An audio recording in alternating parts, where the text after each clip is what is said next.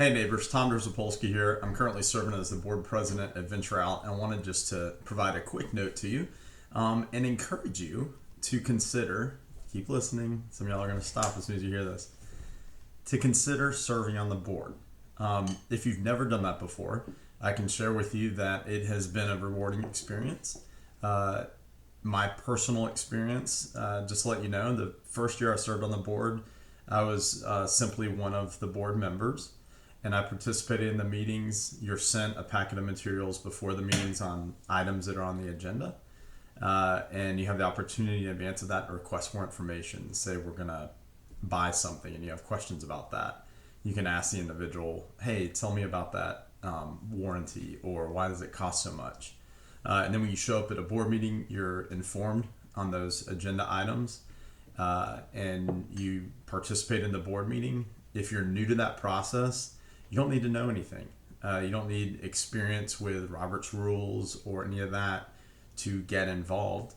But you can hear the conversation, you can deliberate, make remarks yourself, and then you vote according to what you believe is in the best interest of the community. I do believe that is important, right? Like, if they're going to do something that'll affect your lot and you hate that, it's tempting to shut that down out of self-interest. But when you look at the needs of the community and your role there to represent everybody, you cast a vote and participate in those meetings.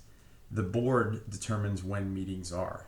We pulled them out of Saturdays so that people can enjoy their Saturday, and decided Thursday evenings would be good for this body of people. So if you're elected to the board, we immediately hold a meeting. As soon as you're elected, we adjourn that meeting and we hold a meeting, and we set our schedule for the year, and we talk about time of day, day of week, elect officers, all that kind of stuff. So you can contribute and say, hey, Thursdays are bad for me. Can we do them on Tuesdays? I want to go back to Saturdays, etc. In addition, you can join the board and attend meetings in person or by way of Zoom.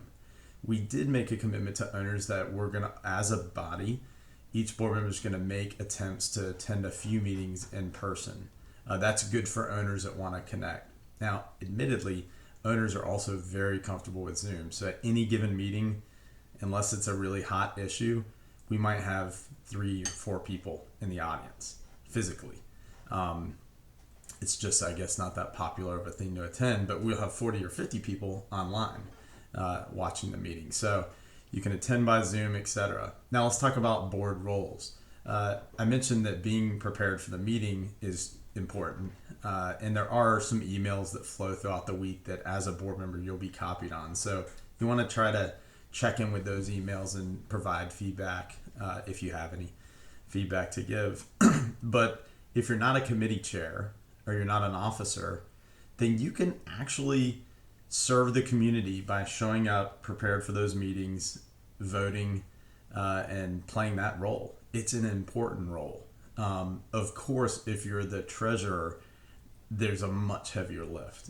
Financial background, lots of emails throughout the week, working with our comptroller and CPAs and our office manager and our community manager. If you're the secretary, you take notes during the meeting, you have to prepare those, send them to the board, and have them ready for the package.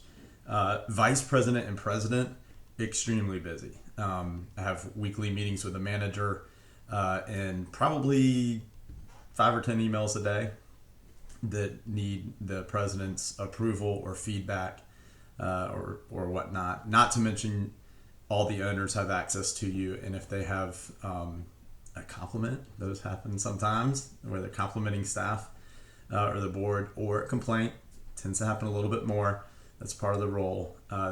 Owners do tend to reach out to you to express their concerns, and then it's our responsibility, whether I share that concern or not, to take that on and connect with the manager, find out what happened, try to find a solution.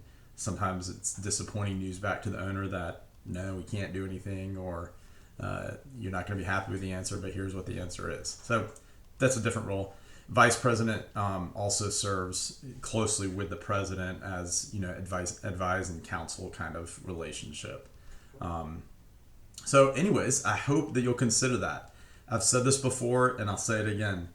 diversity of representation on the board is healthy and important for our community. If all the board was composed of people like me who are raising families and live in my primary home, I live in Tallahassee, and I'm not a full-time resident of Venture Out.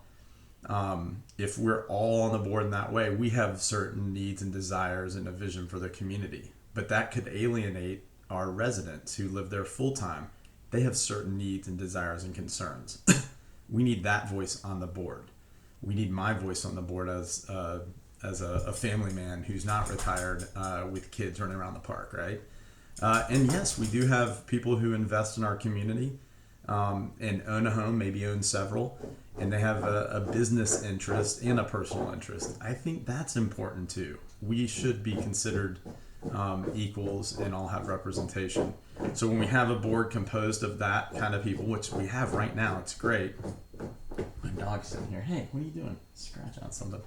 When we have a board that represents that, it creates a healthy tension. It keeps us from drifting too far up or down the spectrum in any direction.